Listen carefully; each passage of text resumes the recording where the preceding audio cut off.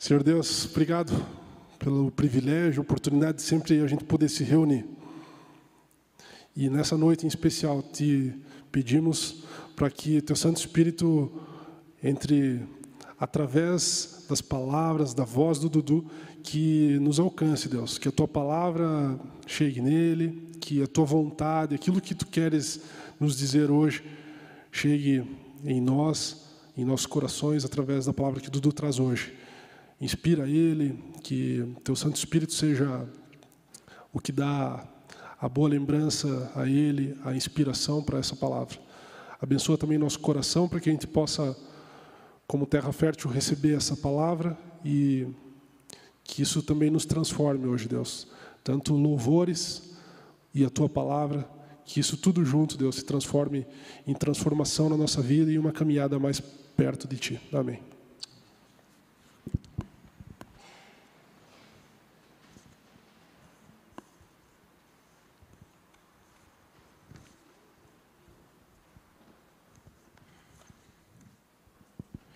Boa noite. Novamente, parabéns para todas as mamães. Deus abençoe vocês nesse dia, o restante do ano, obviamente, né? Eu estava um dia à noite assistindo TV, estava vendo Altas Horas, e estava passando, era uma homenagem à banda Paralamas do Sucesso. Quem conhece essa banda aí? Pode levantar a mão, pessoal. Não é pecado não, tá? Fica tranquilo. Será que é uma pegadinha? Eu gosto bastante de Paralamas. Aí eu estava escutando lá, aí estava a banda lá tocando, né, obviamente. E aí eles tocaram uma música que eu já conhecia, já tinha escutado algumas dezenas de vezes na minha vida. Mas naquele dia, a hora que eu escutei o refrão, eu parei naquele refrão. Eu falei, caraca, velho. Tem alguma coisa aqui, tem alguma coisa. Essa música, uma música de autoria deles, né, do Herbert Viana e tudo mais, e ela está no álbum Selvagem de 1986. 1986. Eu não tinha nada, assim, 88, sou um jovem. Quem em 86 já estava curtindo Paralamas? Tem gente, misericórdia, Senhor. Brincadeira. Curtiram lá no auge, então, hein? Essa música é uma crítica social. Vocês já vão entendendo qual é essa música. É uma crítica social na perspectiva de quem mora no Rio de Janeiro. Tem uma hora da música que ele vai falar: a cidade que tem braços abertos no cartão postal, com punhos fechados para a vida real. Ela começa falando que todo dia o sol da manhã vem nos desafiar. Cada dia é uma guerra. Mas chegando no refrão, como eu falei, que foi o que me chamou a atenção, primeiro ele cita 3 comunidades carentes, 3 favelas.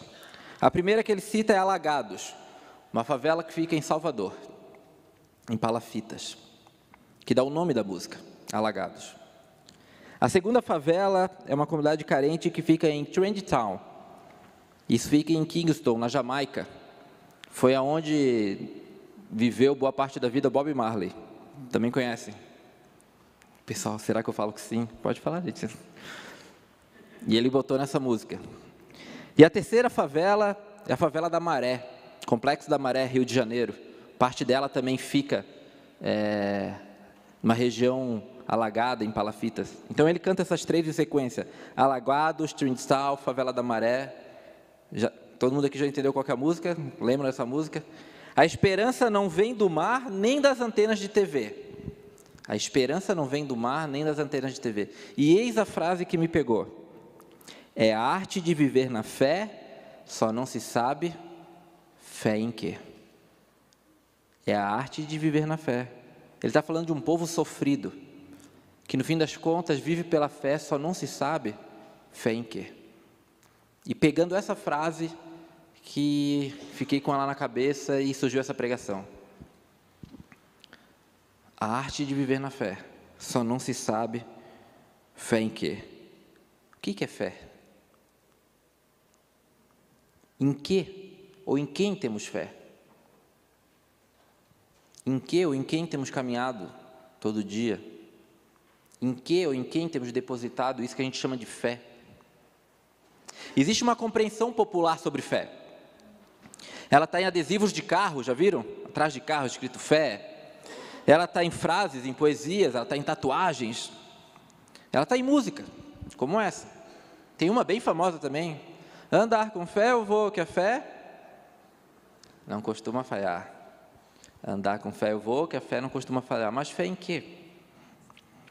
Tem as frases do cotidiano, né? Vai na fé. Tenha fé que vai dar certo. Em quê? Ou está em muitas palestras motivacionais, de coaches motivacionais. Você consegue. Foco, força e fé. Aí tu sai da palestra, e agora? Em quê?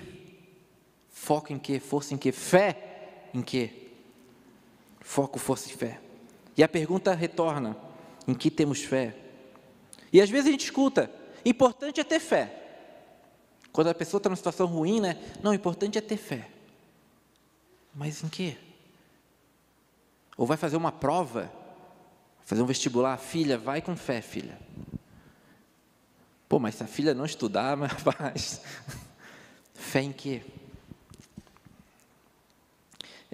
Eu venho de uma região, o Brasil é um país de sincretismo. O que quer dizer isso? É a mistura de crenças. O Brasil é esse país, de mistura de crenças. Muitas religiões, muita crendice, muita superstição. E eu venho de uma região que isso é muito forte. Sou nascido lá na região metropolitana de Florianópolis, em Palhoça, e aquela região, esse sincretismo, essa mistura, ela é muito forte. E não é à toa que Florianópolis é chamada Ilha da, vocês sabem? Ilha da Magia. Não é só porque ela é bonita. A Ilha da Magia por causa do seu misticismo, por causa das histórias de bruxas, de lendas, de benzedeiras, de rezadeiras. Por isso é a Ilha da Magia. Eu lembro quando eu era criança, minha mãe pegava minhas coisas e levava para a benzedeira. Está com uma verruga, alguma coisa? Benzedeira. Tu entra em qualquer casa não, mas é fácil tu entrar, chegar numa casa em Florianópolis, e no canto da porta tem um vaso com várias ervas, que é para tirar o mau olhado. Aí tem espada de São Jorge, tem mais outras lá, e aí tu adentra a casa, atrás da porta tem um Buda, virado de costa, que é também para tirar o mau olhado. Aí tu vai entrando na casa, aí na parede tem alguma imagem de Jesus, ou seja, algum santo. Na bancada da cozinha ou da sala, uma Bíblia aberta. E no rádio tocando um louvor. Isso eu não estou exagerando. Eu tenho casas em Floripa que eu frequento que são assim. Porque esse sincretismo. Vem o que dá. O que pode dar sorte. E aí entra várias outras coisas, né? Rapaz, quebrar um espelho, tá maluco? 7 anos de azar, bate na madeira, e várias outras coisas. Eu escutei uma vez um relato de um pastor, que ele falou que foi numa casa, isso lá em Floripa também, lá em Palhoça. Ele foi numa casa, chegou na casa, em cima do beiral da porta, assim, tinha uma ferradura pregada, porque a ferradura também traz sorte. O pastor, na brincadeira, viu aquilo lá, pô, o cara membro da igreja, tudo, viu aquela ferradura e falou, tu sabe que a ferradura assim, ela não adianta nada, né? A ferradura para trazer dinheiro mesmo, ela tem que estar virada com a boca para cima, porque daí o dinheiro vem e fica. Aí o cara da casa todo sem jeito falou, não, pastor, isso é só decoração. Não, até parece, né? Uma semana depois ele volta para visitar a casa. Adivinha como é que está a ferradura? Aqui, ó. Mas vale garantir, né? É o país do sincretismo. A gente bota e deposita fé em muitas coisas. Bota e deposita fé em várias coisas. Seja num simples bater na madeira, seja num ídolo, seja numa história. É o país do sincretismo. A arte de viver na fé só não se sabe fé em quê. Mas o que a Bíblia nos fala sobre essa fé? Qual que é a fé que a Bíblia, que é a palavra de Deus, que é revelada por Deus, que é o jeito que Deus usa para também se revelar a nós? O que ela fala enquanto a fé cristã? O que essa fé cristã fala para a gente? O que é esse elemento fé que é tão presente na Bíblia, que está diversas vezes citado na Bíblia? O que ele é? A gente vai dar uma caminhada agora pela Bíblia. Alguns versículos eu só vou ler, outro vou ler já, porque eu já botei aqui, senão ia demorar muito tempo ficar abrindo. Outros a gente vai abrir, vai olhar com calma, para a gente tentar entender hoje um pouco o que é essa fé que a Bíblia nos revela, que tem algumas diferenças com essa fé popular, essa fé que a gente escuta no dia a dia. E falando sobre fé, um dos versículos mais famosos está em Hebreus 11. E eu separei 3 versões de traduções bíblicas para a gente ler esse versículo. Hebreus 11, 1 é onde o autor de Hebreus vai realmente falar o que é fé. Na versão da Almeida, revista e atualizada, uma dessas traduções, ela fala: ora, a fé é a certeza de coisas que se esperam, a convicção de fatos que não se veem. Certeza do que espera, convicção do que não se vê. Na nova versão internacional vai falar: ora, a fé é a certeza daquilo que esperamos e a prova das coisas que não se vê. Por fim, dessas 3 que eu selecionei, a nova versão transformadora vai falar: a fé mostra a realidade daquilo que esperamos. Ela nos dá a convicção de coisas que não vemos. Algumas palavras faltam nessas traduções: certeza, espera, fatos, convicção, realidade. É algo que eu não vejo, mas é real, está ali. É mais ou menos isso que a Bíblia vai começar a nos orientar do que é fé. É uma certeza, não é só uma esperança. Para a Bíblia, a fé é tão real quanto esses coraçõezinhos aqui. É tão real enquanto vocês estão me vendo. É uma convicção, é certo. Tem uma passagem que aí sim eu quero ler com vocês. Quem quiser abrir a sua Bíblia ou ligar a sua Bíblia, a gente está sem telão para acompanhar, mas só até amanhã. Amanhã chega o telão novo. 1 Pedro, capítulo 1. Esse vai ser projetado para quem está nos acompanhando online também. 1 Pedro, capítulo 1, eu vou ler do 3 ao 9. Pedro aqui ele vai conseguir nos ajudar a entender um pouco melhor o que é essa fé. Porque em Hebreus, de algum modo, ela ainda fica um pouco genérica. Tá, certeza e convicção, mas em quê? Se a gente for ler a carta toda de Hebreus, vai ficar mais claro. Mas Pedro aqui consegue, de algum modo, deixar mais nítido aonde essa fé tem que estar depositada, qual é o caminho. 1 Pedro, capítulo 1, versículos do 3 ao 9, fala o seguinte: bendito seja o Deus e Pai de nosso Senhor Jesus Cristo, conforme a sua grande misericórdia, Ele nos regenerou para uma esperança viva, por meio da ressurreição de Jesus Cristo dentre os mortos, para uma herança que jamais poderá perecer, macular-se ou perder o seu valor. Herança guardada nos céus para vocês, que, mediante a fé, são protegidos pelo poder de Deus, até chegar à salvação, prestes a ser revelada no último tempo. Nisso vocês exultam, ainda que agora, por um pouco de tempo, devam ser entristecidos por todo tipo de provação. Assim acontece para que fique comprovado que a fé que vocês têm, muito mais valiosa do que o ouro que perece, mesmo que refinado pelo fogo, é genuína, e resultará em louvor, glória e honra quando Jesus Cristo for revelado. Mesmo não tendo visto, vocês o amam. Lembra a certeza do que não vê? E apesar de não o verem agora, creem nele, exultam com alegria indizível e gloriosa, pois vocês estão alcançando o alvo da sua fé, a salvação das suas almas. Pedro nos dá vários indicativos aqui do que essa fé cristã fala, do que essa Bíblia nos revela, do que é fé. Primeiro, é uma fé mediadora. Todas essas crendices populares sobre fé nos leva por vezes a acreditar que a gente tem que viver com fé na fé. A palavra está falando que não. A tua fé, revelada em Jesus Cristo, ela tem alvo. Ela é mediadora. Ela é caminho para alguma coisa. Essa mesma fé que é mediadora e caminho para alguma coisa, ela também nos mostra que esse alvo é a obra de Jesus Cristo. Esse alvo é o próprio Jesus Cristo. E aí tem uma coisa que daí eu coloco aqui, ele vai falar,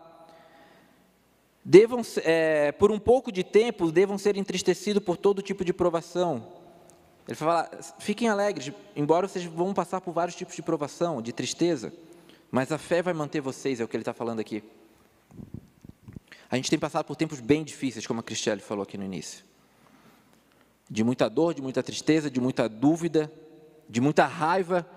Tudo que tem acontecido no Rio Grande do Sul gera na gente os mais diversos sentimentos. A questão é, a fé, esse elemento mediador que Cristo nos deixa, é para esses momentos também. E a Bíblia não descarta sofrimento. A Bíblia está falando, vão ter momentos de tristeza, como ele falou aqui. Para os momentos difíceis, a fé. Mas não a fé na fé. A fé que nos aponta para alguma coisa, para alguém. E essa obra de Jesus Cristo, que é onde a nossa fé aponta, ela consiste em que Cristo morreu para pagar nossos pecados, para que todo que nele crer tenha vida eterna. E aqui tem uma coisa muito interessante, o Jackson falou isso nos cultos atrás. Às vezes a gente acha que o que vai me levar para o inferno é o meu pecado. Não. Porque o teu pecado, a questão do teu pecado já está resolvida. A dívida do teu pecado foi paga na cruz. A palavra fala que todo aquele que nele crer, que tenha fé em Cristo, será salvo. E o que não crer, estará condenado. Ou seja, a nossa condenação é fruto de não crer em Jesus Cristo. Não é uma condição somente nossa como pecador. Porque o pecado foi resolvido na cruz. É papo encerrado. Mas o que nos leva para longe do Pai é o fato de não crer nele. Ou seja, de não depositarmos a nossa fé nele. Da nossa fé não ter ele como alvo. É isso que nos leva à condenação. E é interessante que ele fala, vocês não viram, mas amam ele. Vocês não viram, mas exultam com alegria. É que a fé impacta para além da crença.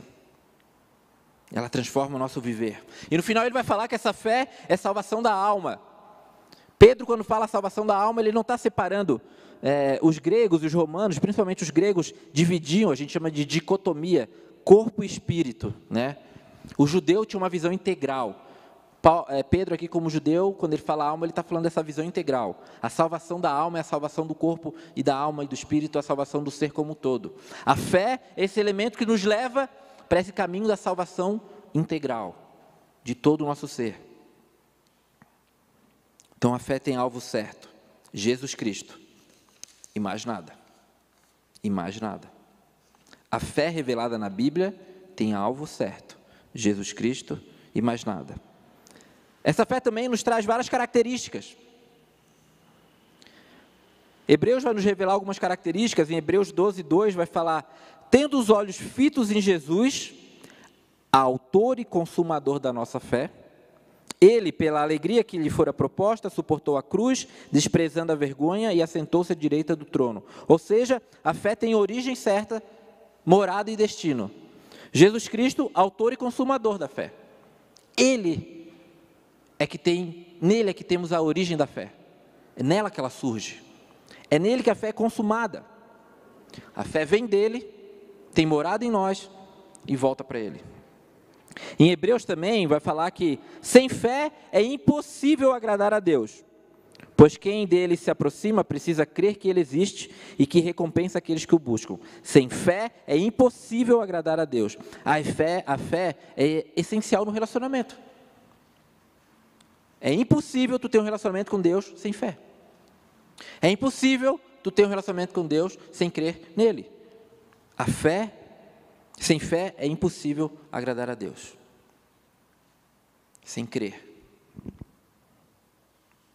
Em Hebreus também vai falar que o justo, aqui o justo não o cara certinho, bonitinho, conforme a lei, justo no sentido de justificado por Jesus Cristo, de limpo, de salvo por Jesus Cristo. O justo, o justificado, viverá pela fé. Por isso que é impossível viver com Deus sem fé. Porque aquele que é salvo, viverá com base nessa fé. A fé tem propósito também. Lá em Romanos 10, 17, lá em Efésios 2, 8 fala: pois vocês são salvos pela graça por meio da fé, e isto não vem de vocês, é dom de Deus. A salvação é graça por meio de fé. A fé tem propósito, a minha e a tua salvação. Fé não serve só para consolar o teu coração, para te dar um ânimo, para te dar autoconfiança. O propósito principal da fé é a minha e a tua salvação em Jesus Cristo. E aqui é importante eu não estou falando que tu não pode ter autoconfiança, mas não confunda a autoconfiança com essa fé revelada na palavra. Não confunda uma palavra de, vai lá, tu consegue, força, dedicação, né? O pessoal que faz esporte, geralmente tem palavras motivacionais, vai lá, ó, força, mete teu foco ali e vai. Não confunda palavras de ânimo, não confunda a autoconfiança com a fé revelada na palavra, é outra coisa. Essa aqui tem a ver com salvação. Essa aqui tem a ver com vida em Cristo. Mas você pode ter autoconfiança, você pode ter uma autoestima, não tem problema nenhum. Mas não confunda isso, são coisas diferentes. A fé tem propósito, salvação. Essa fé, a gente não compra no mercado. Embora fosse. Me vê 2 quilos de fé. Romanos 10, 17 vai falar que, consequentemente, a fé vem pelo ouvir a mensagem. E a mensagem é ouvida mediante a palavra de Cristo. Eu estou me sentindo sem fé. Não sei, parece que a minha fé está fraca. Irmão, a Bíblia não fala de nenhuma magia ou mágica para aumentar a fé. Ela é bem clara. A fé vem pelo ouvir da palavra. Ponto. Está sentindo fé fraca? Se expõe à palavra. Seja em leitura, seja em culto, seja em pequenos grupos, seja em algum grupo que tu frequenta, de jovens, de adolescentes. Porque a fé vem pelo ouvir da palavra. Não espere uma pílula mágica, alguma coisa que vai descer do céu e falar, nossa, minha fé agora está forte. Não. O combustível da fé é a palavra. É simples assim. E a fé não é falta de opção. 1 Coríntios 5 vai falar, porque vivemos por fé e não pelo que vemos. Olha como isso é forte, olha como isso é poderoso. A fé, ele vai falar que vivemos por fé e não pelo que vemos. Cara, isso é muito forte. Viver por fé é colocar ela em primeiro lugar, aquilo que eu consigo ver. Que desafio. Que desafio confiar naquilo que eu não vejo. E depositar a minha vida naquilo que eu não vejo. E Paulo está falando aqui em Coríntios, viva por isso, e não por aquilo que você está vendo. Que desafio. E aqui tem um exemplo muito simples. Quando a gente não vive por fé, a gente tem balizas na nossa vida. A partir do momento que a gente vive por fé, até essas balizas mudam. As nossas balizas convencionais têm 2 pontos em comum de todo mundo aqui. O dia que a gente nasce e o dia que a gente morre. Essa é a baliza da nossa vida. Tudo começa no nascimento e tudo vai acabar na morte. A partir do momento que eu vivo pela fé, essa baliza muda. Não é mais não é mais marcada pelo meu nascimento e pela minha morte. A baliza agora é a cruz de Cristo e a volta de Cristo. São essas coisas que eu não vejo. E são essas coisas que Paulo está falando. É nisso que agora vocês têm que viver. A minha morte entre a cruz de Cristo e a volta dele é uma vírgula. A minha morte não é mais o fim de tudo. É uma vírgula em meio a isso tudo. Depositar fé nisso. Saber que o que eu faço aqui tem frutos para a eternidade. Não termina aqui. Saber que eu vivo aqui não é consequência de um dia eu ter nascido, mas sim daquilo que ele fez na cruz por mim. E muda a perspectiva. É outra perspectiva. E a fé é revelada como palavra e poder de Deus. Paulo também em Coríntios vai falar, eu mesmo, irmãos, quando estive entre vocês, não fui com um discurso eloquente, nem com muita sabedoria para lhes proclamar o mistério de Deus. Pois decidi nada saber entre vocês a não ser Cristo e este crucificado. E com franqueza, temor e com muito tremor que estive entre vocês.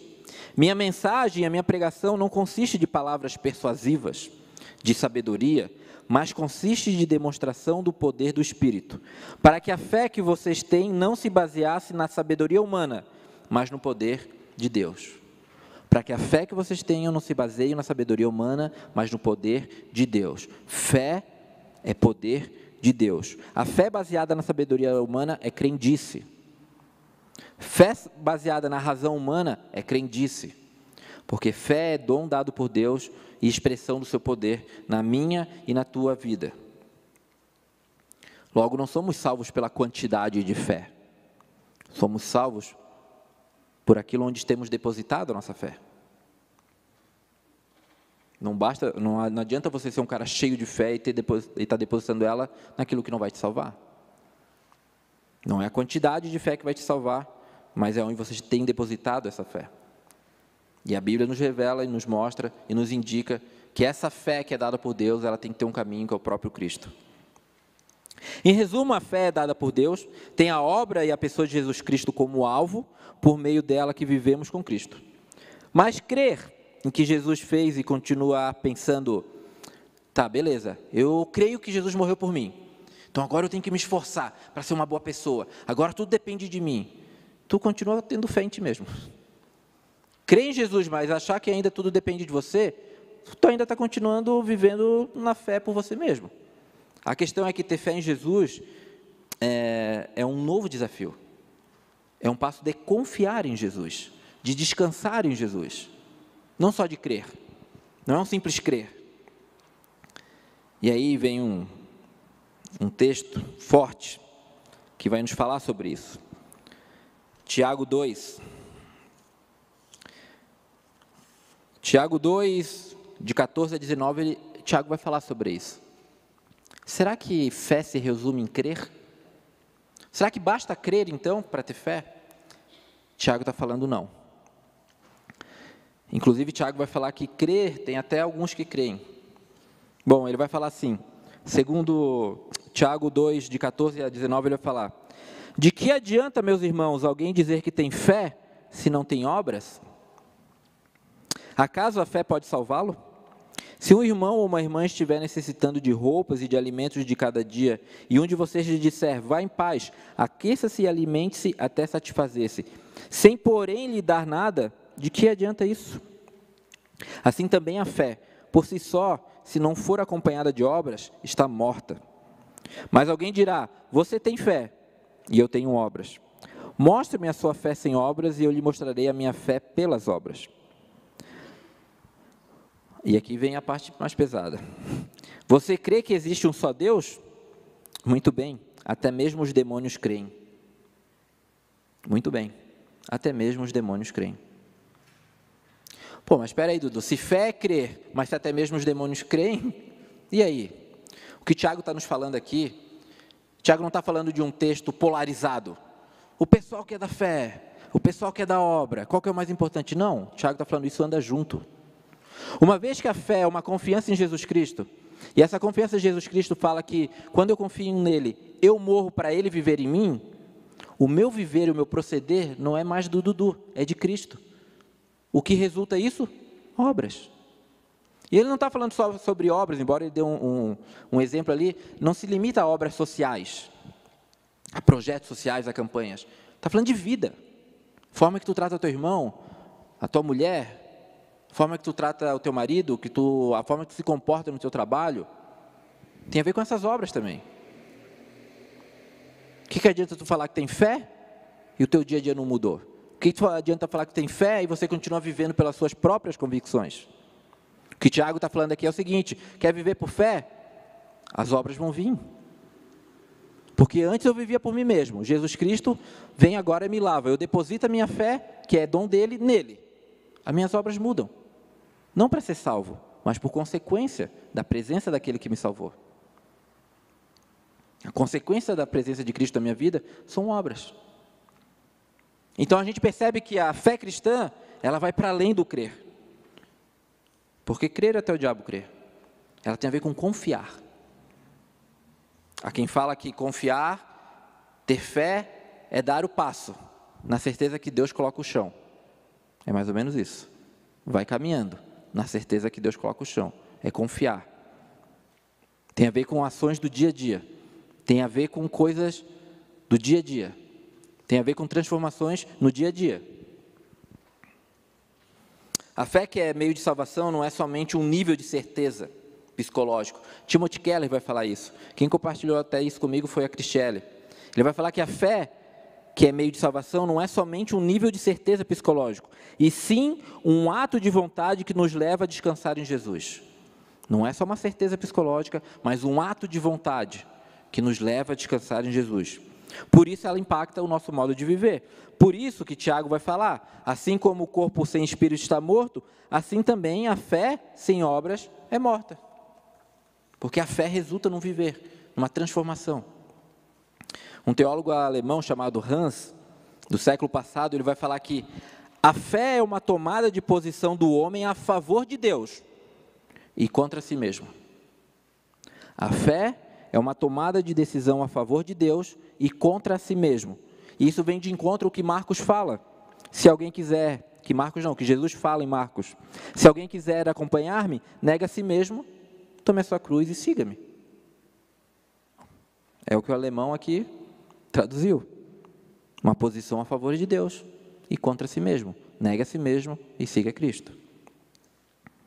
Se alguém quiser acompanhar-me, nega a si mesmo. A questão é que dentre todos os ídolos que buscam sequestrar a tua fé, o pior dele somos nós mesmos. Dentre todos os ídolos que querem buscar sequestrar a tua fé, o pior deles somos nós mesmos. Quando a gente acha que é autossuficiente, quando a gente acha que sabe tudo, quando a gente acha que não precisa de nada, que a gente não precisa se render a um Deus. Se tem um ídolo que pode acabar com a tua fé, é o teu ego, é o teu orgulho. Esse é o pior de todos. A questão é que quem não sabe em que crer, terá sempre um espaço no altar do seu coração para mais um ídolo. Porque nunca vai ser suficiente. Quem não sabe em que crer, vai ter sempre um espaço a mais no altar do seu coração para mais um ídolo, mais um ídolo. Mas quem deposita sua fé unicamente em Jesus Cristo, entendeu? Ele basta. Não precisa de mais nada. Ele basta. O que Ele fez é suficiente. A obra da cruz é suficiente. O seu amor é suficiente. O seu sacrifício é suficiente. A sua ressurreição é suficiente. Ele basta. O desejo do meu coração, irmãos, é que a gente, quando cante essa música, que a gente só cante porque a gente gosta dela. Mas que a arte de viver na fé, só não se sabe fé em quê, que ela não faça nenhum sentido para nós. Que a gente possa ter a convicção no coração que a gente sabe em quem a gente crê. Que a gente possa ter a convicção no nosso coração que a gente sabe em quem, da onde vem essa fé e em quem a gente deposita ela. Porque é isso que vai impactar o meu e o teu viver. Lá em Salmos vai falar que você se transforma naquilo que você adora. Você se transforma naquilo que você adora. Tu vai se transformar naquilo que tu tem fé. Aonde tu deposita a tua fé vai moldar o teu viver, vai moldar o teu ser. Se a tua fé está depositada em Jesus Cristo, você vai ser um pequeno Cristo nessa terra. Se a tua fé está depositada em ideologia X, A, Y, você vai ser um pequeno militante da ideologia X, A, Y, seja qual for, nessa terra. O convite das Escrituras em relação à fé é que a gente possa ter fé em Cristo, fé na obra de Jesus Cristo, e nele depositar nossa fé, na certeza que Ele basta. Amém? Vamos orar. Senhor, obrigado por esse tempo e obrigado por nos lembrar sempre, Pai, que a Tua obra, ela basta, Pai. De lembrar que a gente pode se satisfazer em Ti. De lembrar que a gente não precisa recorrer a mais nenhum ídolo, a gente não precisa recorrer nem a nós mesmos, Senhor, quando a Tua obra basta. Quando aquilo que Tu fez na cruz basta, Senhor. Que amanhã, depois da manhã, a gente possa estar lembrando isso em cada momento da nossa vida. E eu clamo, Senhor, para que o Senhor restaure a nossa fé, através da exposição da Tua palavra, Pai. Que o Senhor restaure a nossa fé e o Senhor limpe os nossos ouvidos, os nossos olhos, a nossa mente em relação àquilo que a gente tem colocado a nossa fé. Se tem alguma coisa que a gente coloque fé, Pai, que não seja o Teu santo nome, o Teu Santo Espírito, ó Pai, que o Senhor possa, por misericórdia, Pai, agora limpar o nosso coração. Por através de graça limpar o nosso coração, Senhor. É isso que eu clamo, Senhor. Em nome de Jesus, Pai. Amém.